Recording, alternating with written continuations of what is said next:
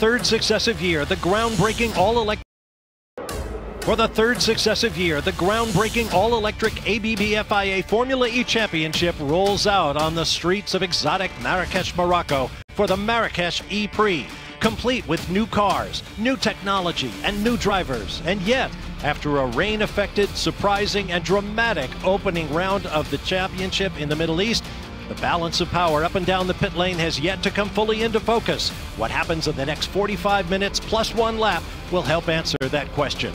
I'm your host, Bob Varsha. Here's a look at the International Circuit Moulay El Hassan, just under 3 kilometers around with 12 corners running in a counterclockwise direction, a couple of long straights, passing zones at the end of each, at turn 7, and then following the longest straight on the circuit at turn 11. The cars are now lined up. All of the pre-race ceremonies are over, so let's turn it over to lead race commentator Jack Nichols and 3-time Indy 500 winner Dario Franchitti to take us to the start. Thank you very much, Bob. Let's have a look at the grid as these 22 cars are lined up, ready for the 45-minute plus one lap race. Pole position on the left-hand side, that is Sam Bird, his 5th pole position, and he did it with a damaged car. Alongside him on the front row of the grid is the reigning Formula E champion Jean-Eric Vergne in the DS Techeetah car. Then in 3rd place on the left-hand side, the Nissan Edam's entry of Sebastian Buemi. He too, a champion in this series a few years ago. Alexander Sims with his best ever qualifying, although it's only his 2nd race for the BMW I Andretti Motorsport team. Behind him on the grid is Mitch Evans for the Jaguar Racing team. He made a mistake in qualifying and is down in 5th. Antonio Felix da Costa given a penalty and he's in 6th, Dario. Yeah, a penalty, still in 6th, championship leader. Expect a strong race from him today. Debutant Pascal Wehrlein did a great job to qualify in 7th place, just ahead of Robin Franks, who claimed he underdrove for the first time in his career to be down in 8th on the grid. 9th is Nelson Piquet in the other Jaguar, the Brazilian, just in front of Jerome D'Ambrosio in the white and red Mahindra. 11th is Lucas Di Grassi. Lucas Di Grassi had a tough race in Saudi Arabia, a water pump failure this morning. Expect one of his normal charges to the front.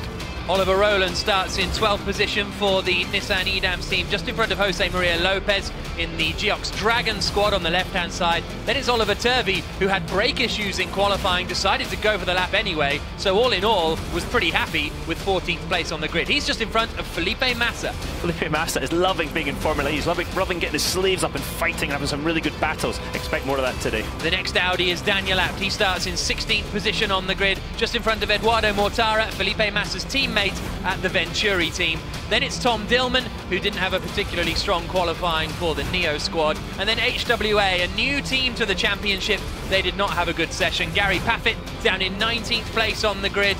20th position is Andre Lotterer. He made a mistake in qualifying. He's Jean-Eric Vergne's teammate at DS Techeetah.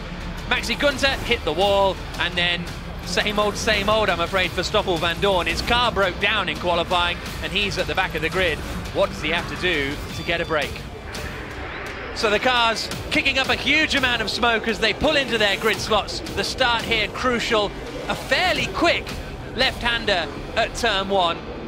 And this is going to be a fascinating race over 45 minutes plus one lap. The championship leader, Antonio Felix da Costa, is starting in 6th place on the grid. It's Sam Bird on pole position on the left-hand side for the Envision Virgin team. Reigning champion Jean-Eric Vergne is alongside him on the front row. All 5 lights are on. And we go green in Marrakesh. Good start from Bird. Also good start from Sebastian Buemi. He might be able to challenge Vergne on the run down into the first corner. Vergne goes for it out of nowhere, and Vergne spins. The reigning champion is facing backwards at turn 1. The 2 HWAs collide with each other as well. Vergne just too late on the brakes. He had nowhere to go. No, he looked down the other side of the curb, but unfortunately at that point he then had to come back out onto the track. And Sam Bird and him came together.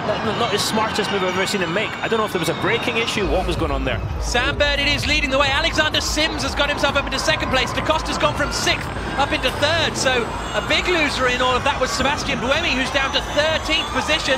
There's a few cars off there. Oh, Pascal Wehrlein straggling the curb on the exit of turn 5. A huge bunch of cars here. Andre Lotterer and Tom Dillman going side by side as they come down into turn 7. But it's Sam Bird who leads the way. Oh, Lotterer with a big lockup, just about managed to get it stopped. But Bird in the lead, Alexander Sims in second, the British one too. Antonio Felix da Costa third. Robin Frantz has gone from 8th up into 4th place. He's there in the second purple DS car. Then it's Jerome D'Ambrosio up into 5th place. Damage to the front of Lucas de Grassi's car. You said we were expecting one of his storming drives. He's gone from 11th to 6th in a minute and a half. That's quite impressive. But let's see how much that damage on Lucas de Grassi's car is going to cost him in lap time. And in case you're wondering why nobody dipped into the attack zone, it's because you can't do it until 2 laps are complete. Across the line at the end of lap 1, Sam Bird leads. Here's a move in the Nissan going down the inside. Oh, that's brave stuff from Buemi, and he's up the inside and past Mitch Evans. A little bit of contact further back as Lotterer tries to force his way through as well. But that now is 13th place for Sebastian Buemi. Mitch Evans Lotterer's down to 14th. going forward too, in a hurry. We know that DS Techeetah has pace. Lotterer's really showing it. And I have to say, Jean-Eric Vergne's going to have to show it if he's going to fight his way back to the front. Sam Bird leads, then it's the 2 BMWs in second and third. Alexander Sims ahead of Antonio Felix da Costa.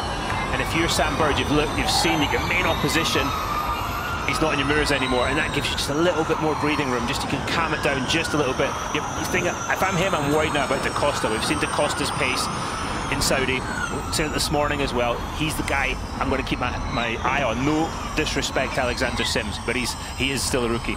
Well, in that first race a month ago, the DS Techeetah team of Lotterer and Vergne were seen as the team to beat. They got penalties and still managed to finish in second place. There you can see the usable energy remaining on the left-hand side. Fairly self-explanatory. It started at 100%. If you're down to 0%, you're in trouble. But I think you're absolutely right. Sam Bird will feel a bit less of a threat from the BMWs and the DS Techeetahs, but it's still not going to be easy. And Verline and Van Dorn in the pits. Didn't see what happened there, did you guys see? Verline straddled the curve, yeah, didn't he, on the exit of turn 5. Whether he picked up damage there, as for Stoffel Van Dorn, I'm not sure. But the top 2 are pulling away here. Bird ahead of Sims. There's attack mode there, and it's when you are using it. Here's a look at the start then. Jean-Eric Vergne doesn't get a great start. It's like he's defending from Buemi and just doesn't break. The black and gold Techeetah car there. I don't know if I really don't know what he's thinking. Unless there was an issue with the brakes, because you didn't even see a lock-up or anything. Let's watch it very closely. Watch the gold and black car, Jean-Eric Vergne directly behind. Oh. And Bird doesn't give him any room because he simply doesn't see him coming, because why would he be coming? Sam went in there on the limit, so he's not going to be worried about